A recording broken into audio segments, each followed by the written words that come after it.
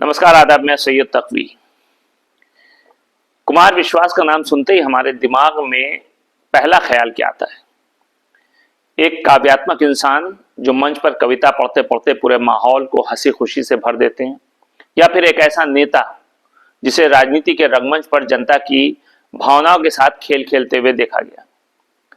कुमार विश्वास का करियर जब आम आदमी पार्टी से जुड़ा था तो ऐसा लगता था मानो दिल्ली के लिए एक नया सूरज उगा आया हो।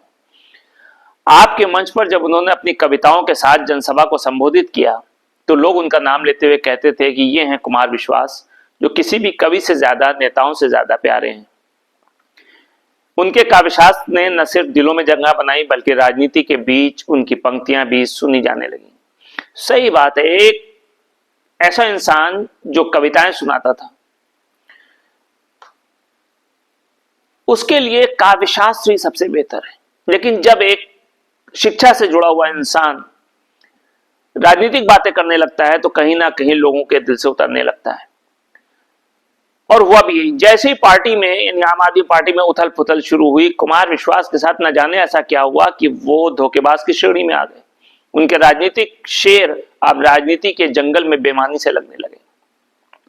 क्या ये सिर्फ राजनीतिक छल था? क्या ये वही कुमार विश्वास थे जिन्होंने पार्टी के सबसे बड़े नेता अरविंद केजरीवाल के खिलाफ मुंह खोलने का साहस किया था, हिम्मत दिखाई थी? या फिर ये एक गहरी साजिश थी? उनके बारे में कहने वालों की तादाद बढ़ गई।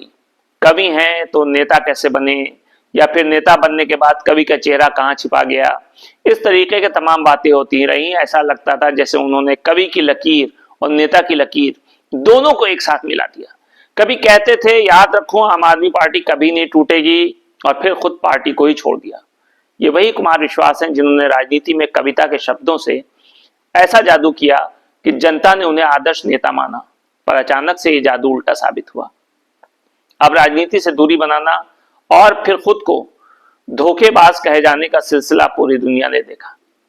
क्या यह सचमुच धोखा था या फिर एक कवि का ख्वाब था जो हकीकत में बदलने से डर गया? यही सवाल सभी के मन में।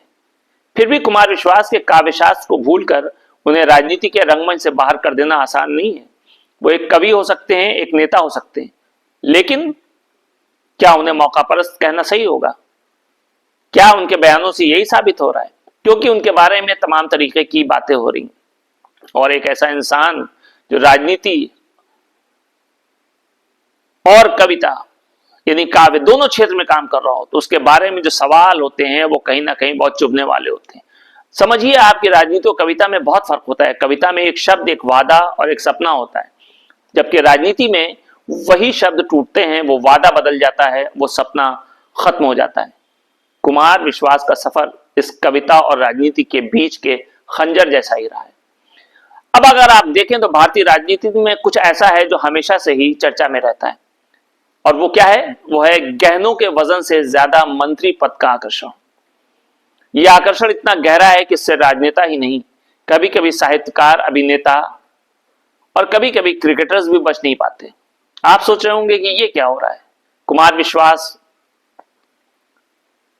तैमूर अली खान, सानिया मिर्जा, ये आखिर तमाम जो ये नाम है, इनका भारतीय जनता पार्टी के मंत्री पद से क्या लेना देना है? देखिए, कुमार विश्वास और मंत्री पद, आपने देखा होगा कुमार विश्वास हमेशा से अपनी शायरी और गीतों से छाए रहते हैं, और इसमें कोई शक नहीं कि वो लोगों के दिलो दिमाग पर छाए रहते हैं। उनका अंदाजे बयां और पढ़ने का ढंग काफी लोकप्रिय और लोग उनको काफी सुनते हैं। लेकिन जब से राजनीति में उनका हल्का सा रुझान बढ़ा, तब से लगता है कि उनकी शायरी में भी कुछ नया ट्विस्ट आ गया। उनकी नजरें बीजेपी के मंत्री पद पर हैं, यानी बीजेपी सरकार के, और इसी लालच में शायद वो कभी तैमूर अली खान के नाम पर तंज कसते हैं और सैफ अली खान के बेटे तैमूर को उस आक्रमणकारी तैमूर से जोड़ते हैं।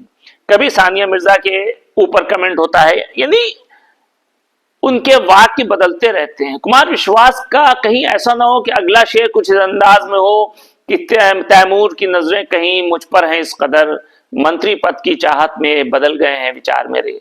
तानाशाही से तैमूर की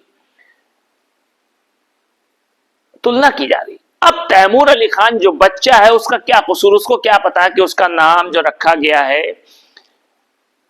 वो किसी के नाम पर रखा गया है या नाम के अर्थ को लेकर के रखा गया है? क्योंकि तैमूर का अर्थ अलग होता है, और जो तैमूर आक्रमणकारी था, उसका कैरेक्टर अलग था। अब तैमूर का मतलब क्या है कि मजबूत। अब अगर तैमूर को लेकर के बयान भी गजब के आते हैं, जैसे ही बीजेपी की ओर से कोई तीर चला तैमूर को घसीट लिया आता है। तैमूर तो बेचारा अब समझ ही नहीं पाता कि उसका नाम लेकर लोग मंत्री पद की कुर्सी को खिसकाने की कोशिश कर रहे हैं। फिर कुमार विश्वास का कहना है कि तैमूर तो बड़े दिनों से नॉन राजनीति की पार्टी का सदस्य बन चुका है। अब यह सच है या केवल मंत्री बनने की आशा में किया गया तंज, ये कोई नहीं जानता। सानिया मिर्जा और राजनीति का अगर देखा जाए तो इन दोनों के बीच में मैच है। सानिया मिर्जा के बारे में कम मजेदार बातें नहीं हो रही।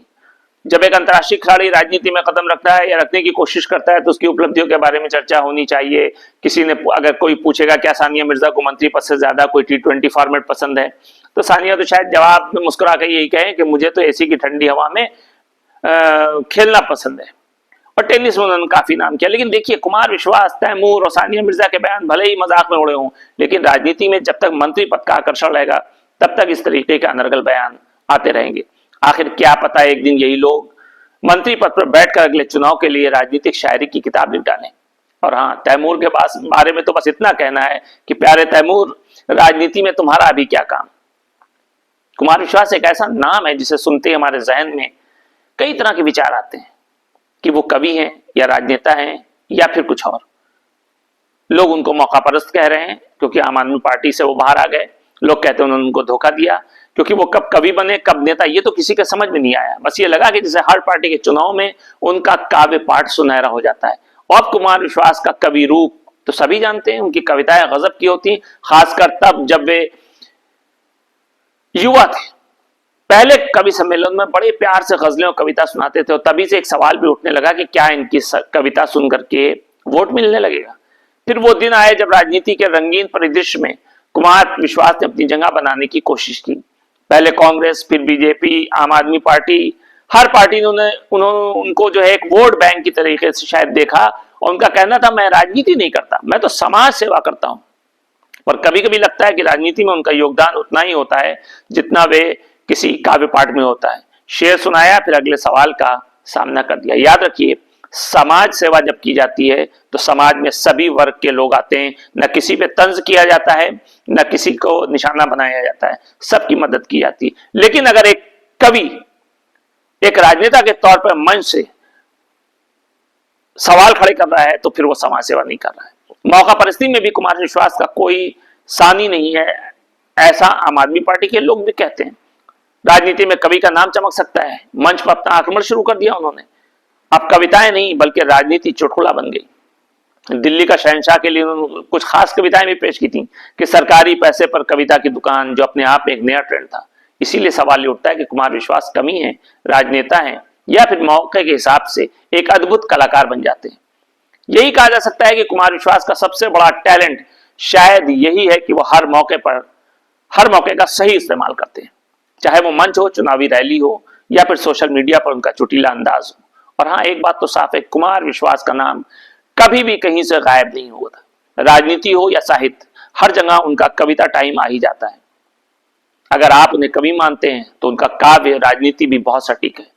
अगर आप उन्हें नेता मानते हैं तो उनका काव्य दृष्टिकोण फिर से काम आता है। और अगर उन्हें आप मौका परस्त मानते हैं तो ये कहना भी गलत नहीं होगा कि वे सचमुच एक काव्य समय के मंझे हुए खिलाड़ी हैं। नमस्कार।